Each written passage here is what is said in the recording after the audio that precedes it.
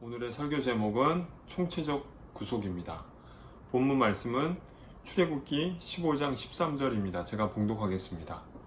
주의 인자하심으로 주께서 구속하신 백성을 인도하시되 주의 힘으로 그들을 주의 거룩한 초소에 들어가게 하셨나이다. 아멘. 제가 저번 주 설교를 하고서 이런 질문을 받았습니다. 창조 세계의 회복이 무엇입니까? 그려지지 않습니다. 그 창조 세계 회복하니까 이렇게 구체적으로 그림이 그려지지 않는 것 같아요. 막연한 것 같아요. 그래서 오늘 설교를 준비했습니다.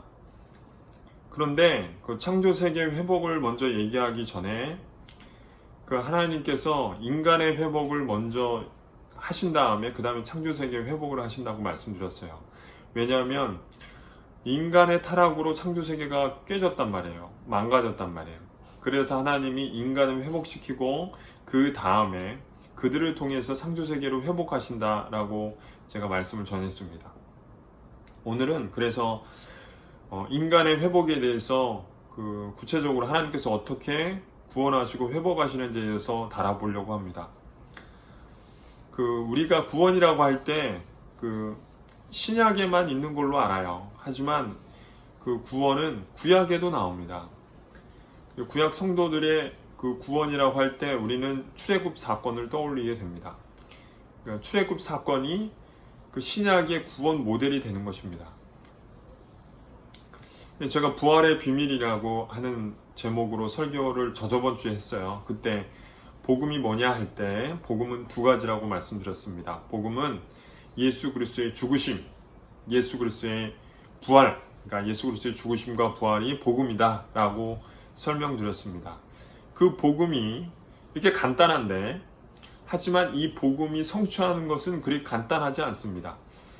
복음이 무엇을 성취하냐 할 때 구원입니다. 구원은 무엇이냐면 죄로부터 구원입니다. 되게 간단해 보이지만 간단하지 않아요. 죄는요 총체적입니다. 무슨 말이냐면 죄는 우리의 인간의 모든 것을 파괴하고 무너뜨리고 왜곡시켰습니다. 그렇기 때문에 하나님의 구원도 모든 것을 회복하고, 그러니까 총체적인 거죠. 모든 것을 회복하고 왜곡한 것들을 올바르게 잡는 것입니다. 그래서 구원은 또한 총체적이라고 할 수 있습니다. 우리가 구약 성도들에게, 이스라엘 백성들에게 이렇게 질문할 수 있어요. 당신들은 구원 받았습니까? 그러면 이렇게 질문하면 우리도 구원 받았습니다 라고 얘기할 겁니다. 그럼 당신은 어떻게 구원받았습니까? 라고 얘기하면 출애굽 사건을 통해서 구원받았습니다 라고 얘기하는 것입니다. 그런데 하나님이 구원이라는 용어를 쓰지 않고 오늘 본문 말씀을 보니까 구속이라는 단어를 일부러 사용하셨어요. 그리고 구속이라는 의미를 우리가 먼저 짚고 넘어가야 할 필요성이 있는 거예요. 구속이라고 할 때 그 의미가 무엇입니까? 구속은 영어로 redeem입니다. redeem은 뜻을 풀이하면 값을 주고 되사다 라는 뜻이에요.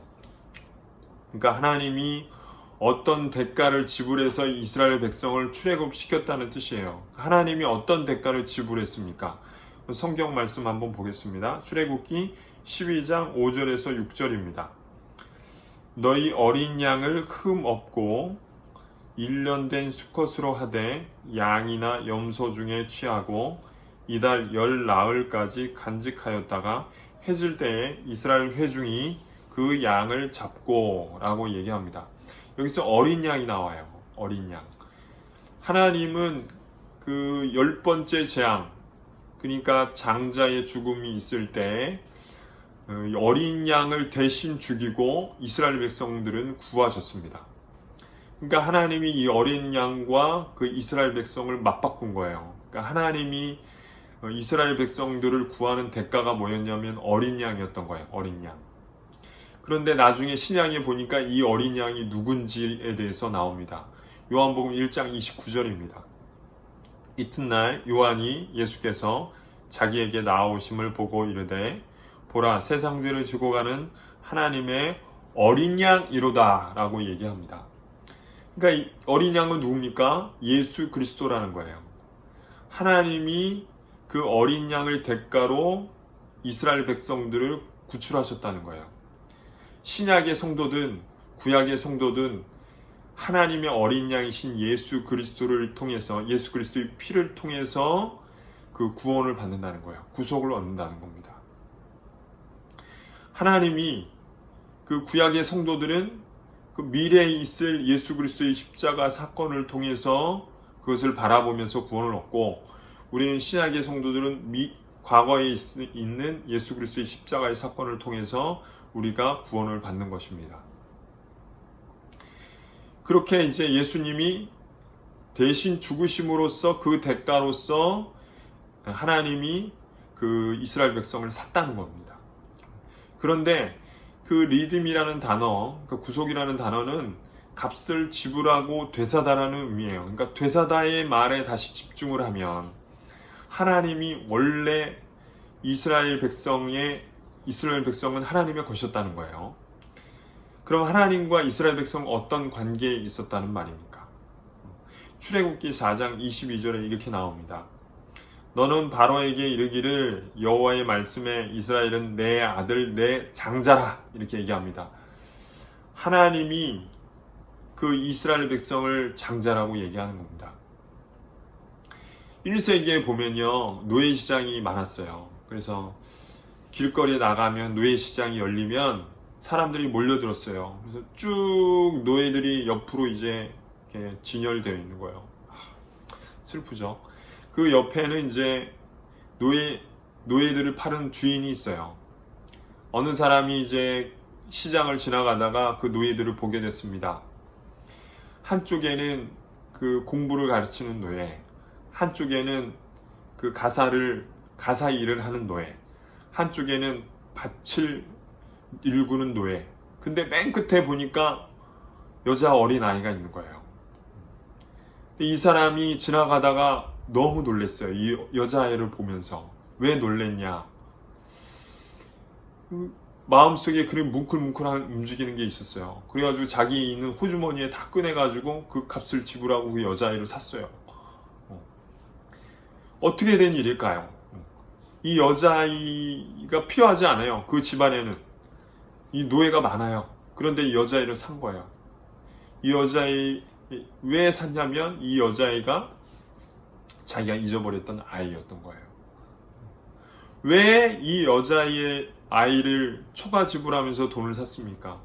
왜 이 여자아이 때문에 발걸음을 멈추었습니까? 왜 이 여자아이 때문에 자기가 그 마음이 움직였습니까? 답은 다 동일해요. 이 여자아이가 자기 자녀이기 때문입니다. 하나님이 왜 이스라엘 백성을 건져내야 합니까? 하나님이 그들의 그 아버지가 되시는 겁니다. 그래서 그들을 건져냈던 겁니다. 이스라엘은 하나님의 장자였던 것입니다. 그 당시 하나님 뭐라고 표현하냐면 고엘이라고 표현해요. 고엘은 뭐냐면 구속자라는 뜻이에요. 구속자. 가족 중에서 그 가족을 보호할 의무가 있는 사람을 고엘이라고 해요. 하나님은 이스라엘의 고엘이었던 거예요. 유일한 고엘이었던 거예요. 그래서 하나님이 그들을 건져내는데 그 막대한 대가를 지불하고 건져내셨던 겁니다. 근데 처음부터 이스라엘이 애굽에 내려가서 고난을 받은 게 아니에요. 어려움이 있었던 건 아니에요. 우리가 그걸 기억해야 됩니다. 처음에는요, 환대와 환영을 받았어요. 출애굽기 1장에 보면 야곱의 70가족들이 내려갔어요. 근데 환대와 환영을 받았어요. 되게 조그만 숫자잖아요. 별 볼 일 없는 숫자였는데 환대와 환영을 받았어요. 왜냐하면 그 이유가 뭐였냐면 요셉이라는 사람 때문이었습니다. 요셉이 국무총리로서 그 애굽에 좋은 영향을 미치고 나라를 건지고 흉년의 어려움이 왔을 때 좋은 정책으로 나라를 살렸잖아요. 그래가지고 환영을 받았어요. 환대를 받았던 겁니다. 그러다가 어느 날 상황이 급변화된 거예요. 처음에는 손님이었는데 이제는 종이 된 겁니다. 이제는 환대를 받다가 학대를 받게 돼요. 왜 그런 일이 벌어지냐? 이스라엘 백성들을 번성하고 더 퍼져나가면서 애굽인들이 근심에 쌓이게 됐어요. 그러면서 염려하는 부분이 있었던 겁니다. 그 염려가 뭘까요? 그 염려는 그 출애굽기 1장 10절 말씀에 나옵니다. 자, 우리가 그들에게 대하여 지혜롭게 하자. 두렵건대 그들이 더 많게 되면 전쟁이 일어날 때에 우리 대적과 합하여 우리와 싸우고 이 땅에서 나갈까 하노라 하고 라고 나옵니다. 이들이 번성하고 그리고 커지고 이렇게 하면서 위협이 됐어요. 그래서 걱정하는 게 뭐였냐면 이 땅에서 전쟁이 일어나가지고 그들이 탈출하는 거. 그게 이들이 갖고 있던 염려였던 겁니다. 요셉이 알지 못하는 왕이 그런 염려 속에서 이스라엘 백성들을 환대하다가 학대하게 된 것입니다. 그럼 그들이 받은 학대라는 것이 무엇일까요? 그들이 처한 환경이 무엇입니까? 첫 번째는요, 정치적 억압이었습니다. 그들은 예전에 환대받던 히브리인들이 아니었습니다. 이제는 종이 되었습니다. 손님이 아니고 이제는 종이 되었던 겁니다. 우리가 애굽을 생각할 때 그 영화를 보잖아요. 영화 보면 그렇게 학대받는 사람들이 많이 나와요. 이제 그런 종이 되었던 거예요. 우리가 이 종 상황을 대해서 우리가 잘 이해할 수 있는 배경이 있어요. 무슨 배경이냐면 우리는 이제 36년 동안 일제강점기를 살았습니다. 1910년부터 1945년까지 우리는 이제 일본의 지배를 받았잖아요. 그래서 우리가 자유를 잃어봤기 때문에 그 자유에 대해서 이해할 수 있는 바탕이 있습니다. 1905년 을사늑약이 있었어요. 그때 무슨 일이 있었냐면 외교권이 포기되고 조선 총독부가 세워졌어요. 그 결정을 접하고 장지연이라는 사람이 너무 충격을 받아가지고 11월 같은 해죠. 11월 20일자 황성신문에 이런 제목의 글을 기재했습니다.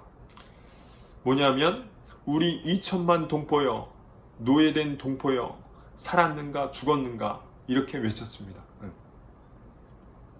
우리 모두는요, 자유에 대한 갈망이 있어요. 자유가 있어야지 우리가 모든 걸 가능하다는 걸 압니다.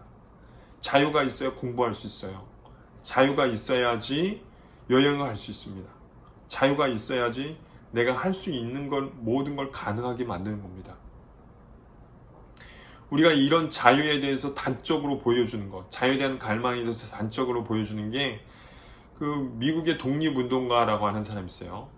패트릭 헨리라는 사람인데 1975년 3월 23일 날 너무나도 유명한 연설을 했어요. 그 연설의 제목이 뭐냐면 자유가 아니면 죽음을 달라 이렇게 이제 연설을 했어요. 많은 사람의 마음을 움직였어요. 많은 사람의 자유에 대한 갈망을 부추겼어요. 그래가지고 이 독립전쟁에서 승리하게 됐습니다. 이 자유, 모든 것을 가능하게 하는 자유, 모든 억압으로부터 벗어나는 정치적 자유, 이것이 하나님의 뜻이었던 겁니다. 이것을 하나님께서 주기를 원하셨던 겁니다. 그런데 하나님이 이스라엘 백성을 탈출시키는 것만이 목적이 아니었어요. 거기에 끝나는 게 아니었어요. 뭐냐면 탈출한 이후에 독립적인 국가를 세우는 게 하나님의 뜻이었습니다. 나라다운 나라, 사람들이 살 수 있는 나라, 그런 자주 독립국가를 세우는 게 하나님의 뜻이었던 겁니다. 우리는요 1945년 8월 15일 날 해방이 이루었어요. 그렇죠?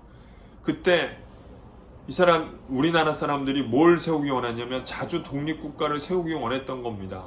그냥 예전에 있었던 그 조선시대의 그런 체제로 돌아가기를 원하는 게 아니고 자주 독립국가를 세우는 것이 우리의 여명이었습니다. 우리의 마음의 그 소망이었던 겁니다. 하나님께서 원하시는 건 뭐냐면 그런 자유에서 해방돼서, 자유롭지 못한 상태에서 해방돼서 자주 독립국가를 세우게 하시는 것이 하나님의 뜻이었던 것입니다. 두 번째로 경제적인 학대입니다. 이스라엘 처한 상황이 어떤 상황이었습니까? 경제적으로 억압받는 상황이었어요. 출애굽기 1장 11절입니다. 감독들을 그들 위에 세우고 그들에게 무거운 짐을 지워 괴롭게 하여 그들에게 바로를 위하여 국고성과 비돔과 라암셋을 건축하게 하니라. 애굽이여 되게 건축이 발달한 나라였어요.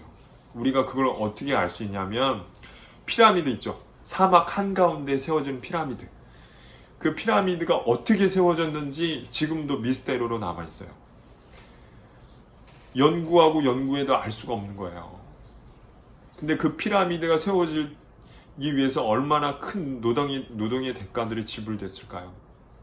우리가 영화를 보면요, 어마어마한 돌을 옮기기 위해서 사람들이 막 동원되는 걸 볼 수 있습니다. 이스라엘 사람들이 그러면 구체적으로 어떤 일을 했을까요? 벽돌 굽기, 흙 이기기, 농사일, 건축일 이런 것들을 했던 거예요. 근데 문제는 뭐냐? 문제는 이들이 강제로 끌려가가지고 그런 노역을 했다는 게 문제가 아니라 더 큰 문제는 임금을 한 푼도 받지 못하고 평생 동안 일을 해야 된다는 처지였습니다. 하나님은 그들이 그 노동의 열심히 일하는 그 노동의 대가를 아무것도 받지 않는 상황을 보고 너무나 안타까우셨던 거예요. 문제는 이 노동을 정당한 대가를 받지 못하고 일을 하는 상황이었던 겁니다. 하나님이 그러면 바꾸기 원하셨던 상황이 뭘까요? 출애굽기 6장 8절입니다. 내가 아브라함과 이삭과 야곱에게 주기로 맹세한 땅으로 너희를 인도하여 그 땅을 너희에게 주어 기업을 삼게 하리라. 나는 여호와라 하셨다 하라. 하나님이 그들에게 원하셨던 건 뭐냐면 땅을 주는 거예요. 땅을. 삶의 터전. 땀을 흘려가지고 땅을 흘려서 그 열심히 일해서 그 수확을 거두고 열매를 거둘 수 있는 땅. 그 땅을 주는 것이 하나님의 뜻이었던 겁니다. 곡괭이와 호미를 들고서 땀을 흘려가지고 수확을 할 수 있는 땅이 없을 때 어떤 일이 벌어질까요? 다시 종이 되는 거예요. 다시 종이 될 수밖에 없는 상황이 되는 겁니다. 1865년에 미국에 노예 해방이 선포됐습니다. 1861년부터 1865년 4년간의 남북전쟁이 있었어요. 남북전쟁이 끝나고서 노예들이, 흑인들이 해방이다 했어요. 그래가지고 다 그 자유의 기쁨을 누렸습니다. 그런데 얼마 지나지 않아가지고 어떤 일이 벌어졌냐면 다시 그 주인에게 돌아가가지고 노예 일을 하는 거예요. 노예 신세가 된 거예요. 왜 그러냐면 땅이 없기 때문에, 내가 땀을 흘려가지고 먹고 살 수 있는 땅이 없기 때문에 다시 노예가 된 거예요. 돈 별로 받지 않는, 임금도 받지 못하는 그런 소장용으로 이렇게 다시 그런 신세가 된 겁니다. 땅이 없다는 것이 이렇게 어려움을 겪게 되는 겁니다. 만약 우리나라가 1945년 8월 15일 날 해방이 된 후에 우리가 이 땅에서 추방됐어요. 갈 데가 없어. 이 삶의 터전이 없어요. 그러면 우리는 그게 진정한 자유를 누릴 수 있게 될까요? 그렇지 않다는 겁니다. 우리가 살아갈 수 있는 땀을 흘려가지고 곡괭이와 호미로 해서 수확하고 열매를 거둘 수 있는 땅이 있을 때 우리에게 진정한 자유가 생기는 겁니다. 그게 이제 하나님의 뜻이에요. 하나님은요, 노동의 정당한 대가를 받길 원하시는 겁니다. 그것이 하나님의 뜻인 것입니다. 세 번째로, 이스라엘 백성은 어떤 상황이 있었습니까? 사회적인 학대에 있었습니다. 출애굽기 1장 22절입니다. 그러므로 바로가 그의 모든 백성에게 명령하여 이르되 아들이 태어나거든 너희는 그를 나일강에 던지고 딸이거든 살려두라 하였더라. 바로가 취한 정책은요, 남아 학살 정책이었어요. 처음에는요, 히브리 산파들을 불렀어요. 몰래 불러가지고 이렇게 얘기하는 거예요. 남자면 죽이고 여자면 살려라. 이렇게 은밀하게 지시를 내렸어요. 그런데 히브리 산파가 하나님을 두려워하잖아요. 하나님 경외해요. 그래가지고 지혜롭게 그 상황을 모면합니다. 그 결과 이스라엘 백성이 더 번성하는 겁니다. 이걸 이제 지켜보고 있던 이제 바로가 이제는 대놓고 이스라엘을 학대하기 시작합니다. 자기 백성들에게 얘기하는 거예요. 야, 너네가 남하면 죽이고 여자하면 살려라. 국가적인 후원을 받으면서 정책을 만들어가지고 정책적으로 이제 밀고 나가는 거예요. 그게 이제 그런 대량적인 학살이 일어났던 겁니다. 하나님이 이 부패한 정권을 어떻게 심판하십니까? 마지막 10번째 재앙을 통해서 심판하십니다. 하나님이요, 마지막 재앙이 뭐였냐면 그 장자 재앙이었어요. 장자 재앙을 통해서 이스라엘 백성들이 그 남아들이 다 죽었잖아요. 그러면서 하나님이 그 죽음의 대가, 그러니까 그 대가로 장자의 죽음을 통해서 심판하십니다. 하나님이 정의롭게 심판하시는 것입니다. 하나님은요, 되게 생명을 귀중하게 여기십니다. 그 중에 가장 귀한 생명은 사람의 생명입니다. 하나님 사람의 생명을 귀중하게 여기신다는 가치를 가나안 땅에 들어갔을 때 이스라엘 백성들이 그대로 이제 유지하면서 그걸 지켜나갑니다. 10계명 중에 이런 계명이 있어요. 살인하지 말라. 생명이 귀중하게 여기라는 거예요. 도피성 제도라는 게 있는데 무고한 생명을 지키기 위한 제도였습니다.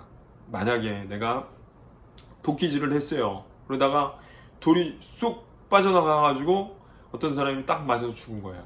근데 의도적인 살인이 아니잖아요. 그런 사람들을 위해서 도피성을 마련하신 겁니다. 하나님은요, 생명을 귀중하게 여기십니다. 그래서 그리스도인들은 기본적으로 낙태에 반대합니다. 생명의 주권이 사람에게 있지 않고 하나님에게 있다는 거야. 내가 살리느냐 죽이느냐 이 권한이 하나님께 있다는 거예요.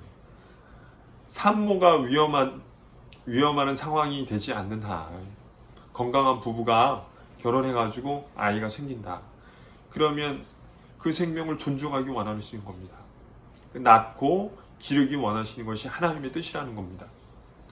네 번째는 영적인 학대였습니다.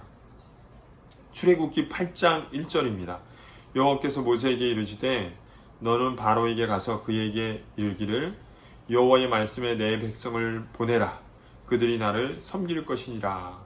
여기서 섬기다라는 단어는 아바드예요. 아바드. 아바드는 뭐냐면 누구를 위해서 일하다 라는 뜻입니다. 근데 이게 하나님 앞에 붙으면 무슨 뜻이 되냐면 예배하다 라는 뜻입니다.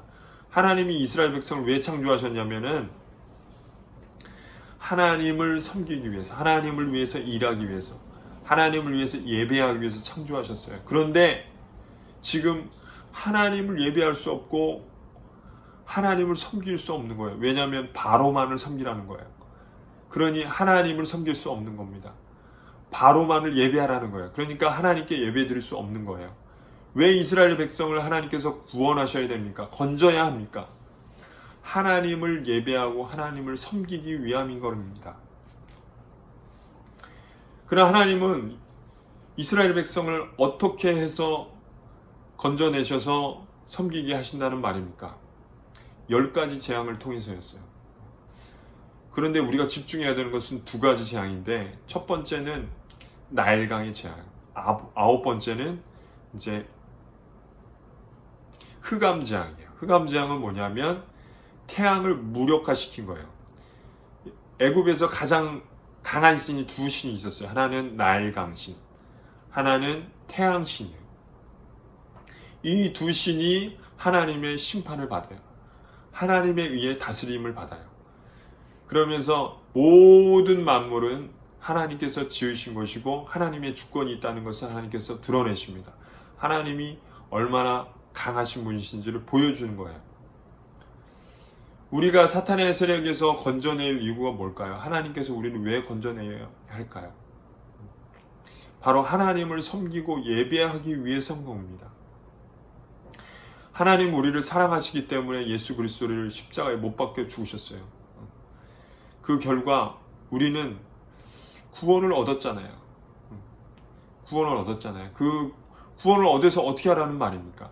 하나님을 섬기고 하나님을 예배하라는 거예요. 그게 구원의 목적이라는 겁니다.